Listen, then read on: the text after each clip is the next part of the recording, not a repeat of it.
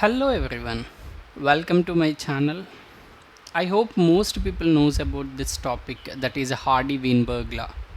Usually from PG life science entrance to the PhD entrance, including CUSET, other university entrance exams, CSIR NET, DBT JRF, in every kind of exam we can see Hardy-Weinberg law question.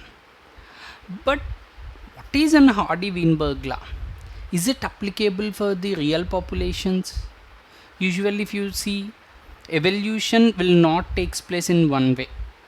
Because you can only observe yourself. The universal common ancestor, which was formed 3.5 billion years ago, gave rise to different types of organisms. Within the eukaryotes, there are different types like fungi, algae, plantae, animalia. So within animalia, there are again different types of phylums, different types of species, which are uncountable. So that means evolution will not take place only in one way. It has multiple ways according to the environmental factors, according to the availability of resources, according to the place where they are living. Organisms can evolve into different types. But what is this Hardy-Weinberg law? Is it saying anything about reality? No, it's not saying about reality. But with the help of Hardy-Weinberg law, we can easily understand how evolution takes place. Here, Hardy-Weinberg law does not saying about how evolution will takes place. It is always saying that evolution do not takes place with these assumptions. But if we cross that assumptions, we can understand how evolution will takes place. Let me see deeply. In 1908, G. Hardy and W. Weinberg independently derived a mathematical equation to represent the distribution of alleles and genotypes related to a specific gene locus in Panamictic Mendelian population. Here the Panamictic population means there are all fit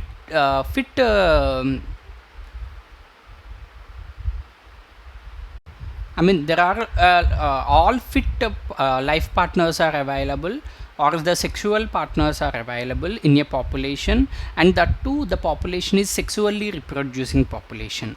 Okay, and another thing, another two terms here we want to see: alleles and genotypes.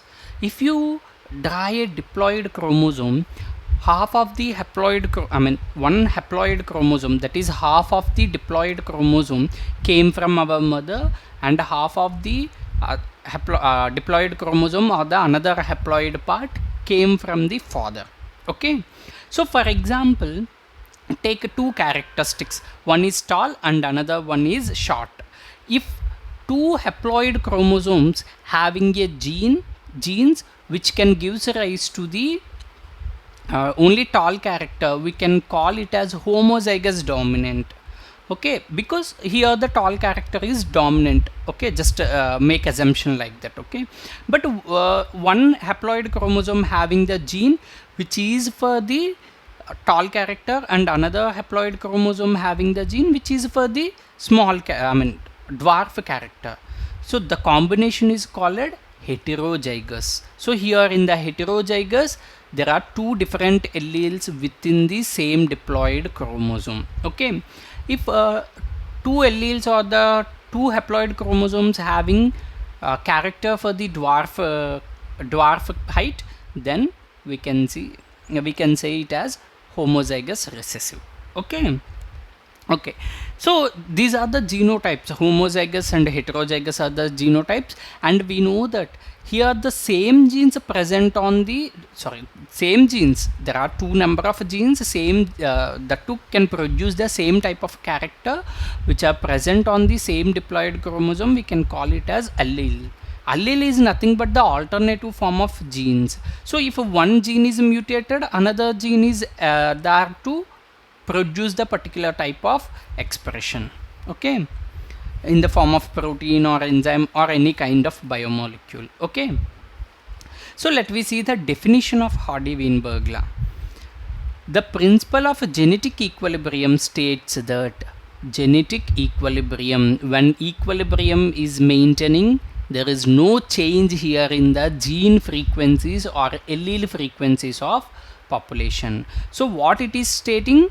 The genetic equilibrium stating that relative frequencies of various kinds of genes in the gene pool of a large randomly mating sexual panamictic population tend to remain constant from generation to generation in the absence of evolutionary force such as mutation, selection and gene flow.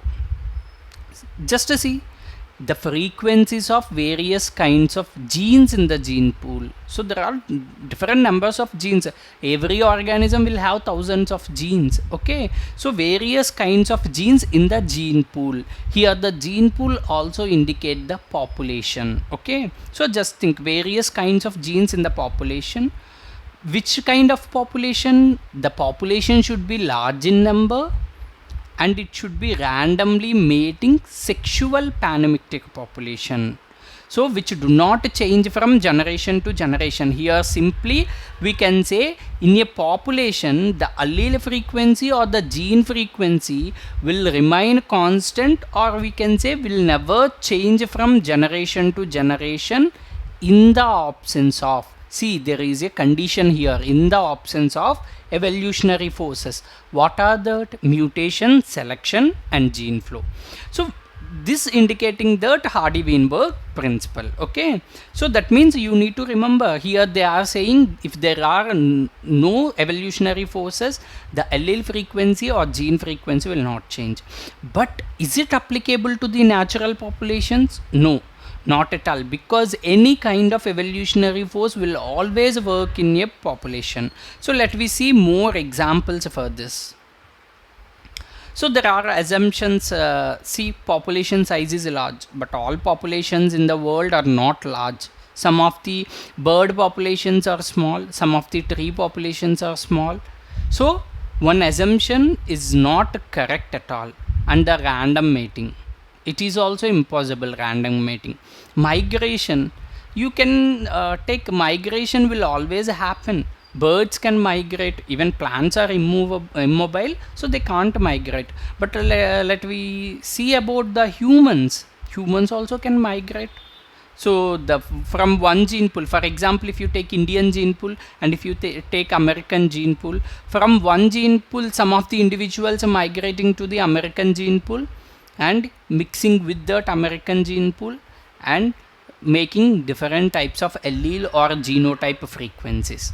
And mutations are very common one. See, all the mutations are not advantageous.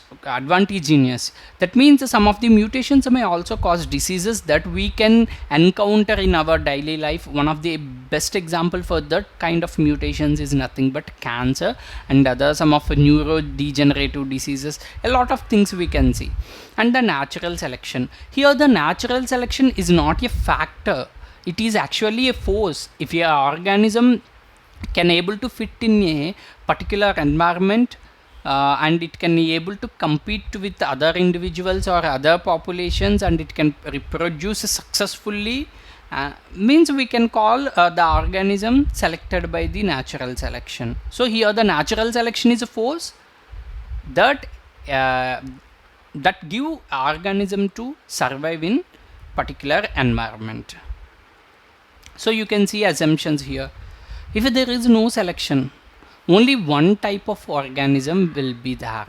So if there is no selection, no natural selection, the universal common ancestor, that means which is primitive than the nowadays prokaryote, will never change, and we can't see this much number of organisms or this much number of species.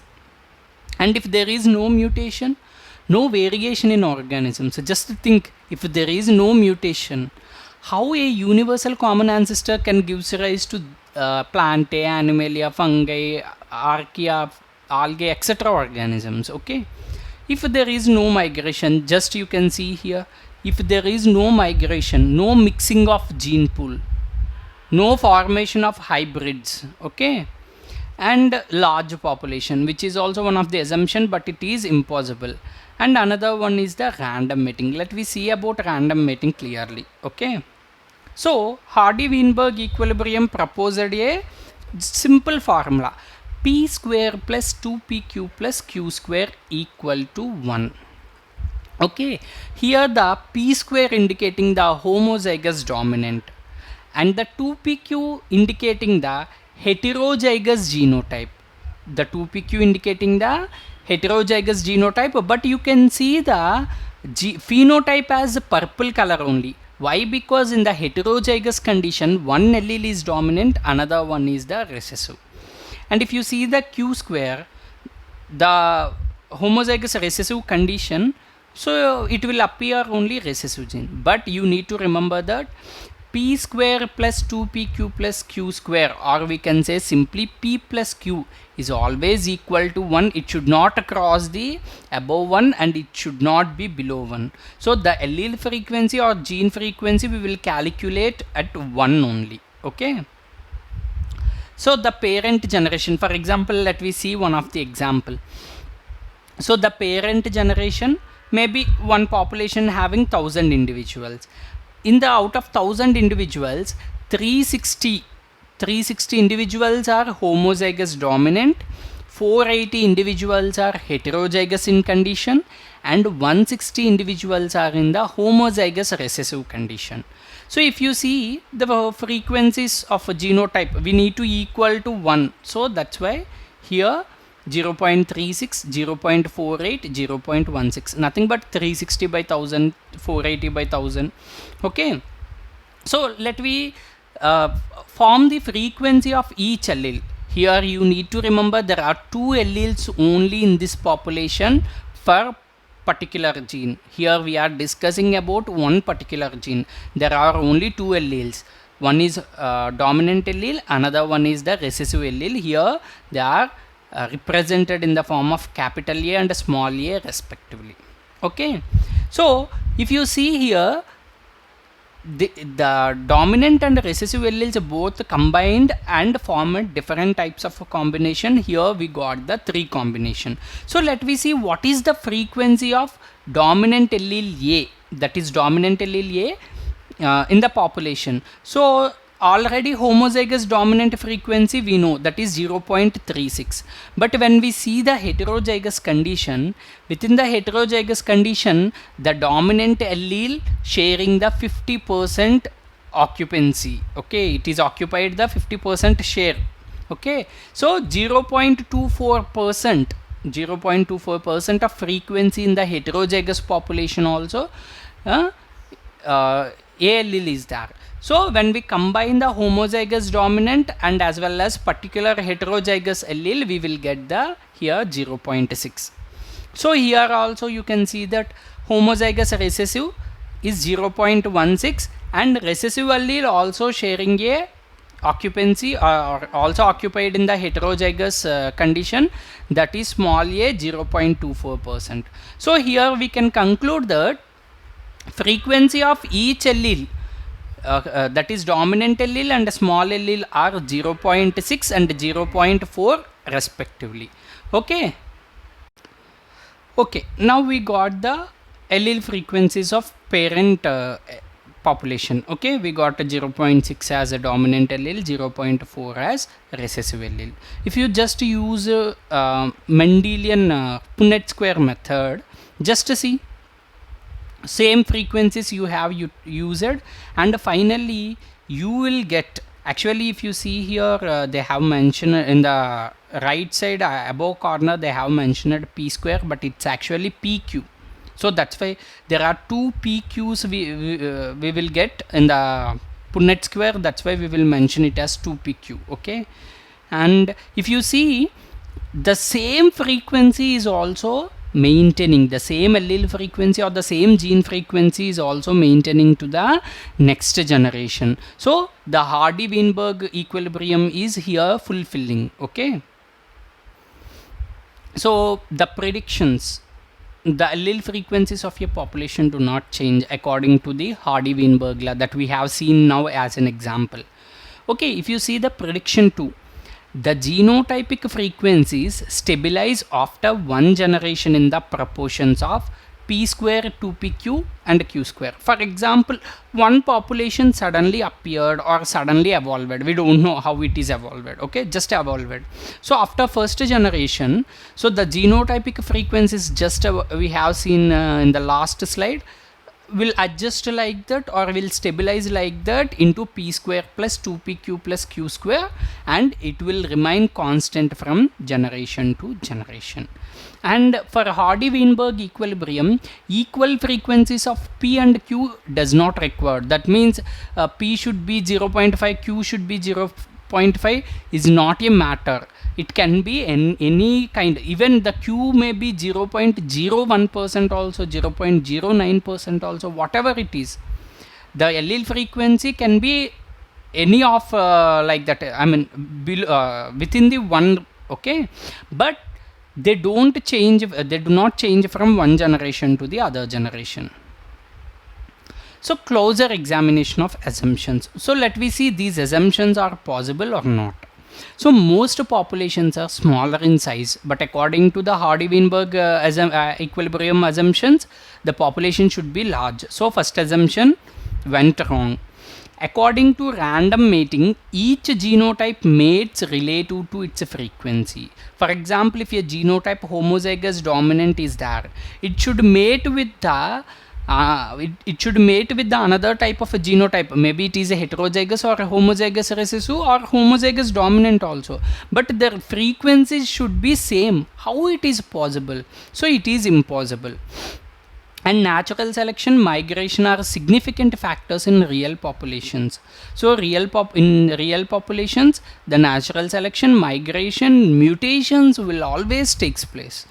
And assumptions of the Hardy-Weinberg law apply to single locus. It only single locus means it only consider the one locus that having two alleles. That's it. But what about multiple alleles? We need to consider all the genes, because we should not consider only one gene, because there are a lot of number of genes which are coding and non-coding genes also can undergo mutation, can produce different type of characters. No real population mates randomly for all traits. Yeah, for all traits, no real population mate randomly, because the exact similar frequency or similar fitness, how it will achieve. So it is impossible. A population is not completely free of natural selection for all traits. Natural selection can influence on any of the trait in the or any of the character in the population. So if Hardy-Weinberg law is there, the population cannot evolve. Can we say like that all the populations are under the consideration of a Hardy-Weinberg law? At any cost it never happened, because if there is a working of Hardy-Weinberg equilibrium assumptions, then there is no evolution from the universal common ancestor to till today. Okay, so heterozygous frequency never exceed 0.5 when the population is in Hardy-Weinberg equilibrium. So remember that heterozygous frequency never exceed 0.5%. Just think, for example, if heterozygotes are with 0.6 frequency, that means it crossed the Hardy-Weinberg equilibrium, or it crossed the limitations of the Hardy-Weinberg law. Okay, so remember, in a question if they have given the Hardy in the so and so population, according to the Hardy-Weinberg law, the heterozygous population is 0.6. So what is the result? That you can you should decide that the population is not under the consideration of Hardy-Weinberg law. So this is about the Hardy-Weinberg law, and in the next class we will see some of the mathematical questions to mathematical problems on Hardy-Weinberg law.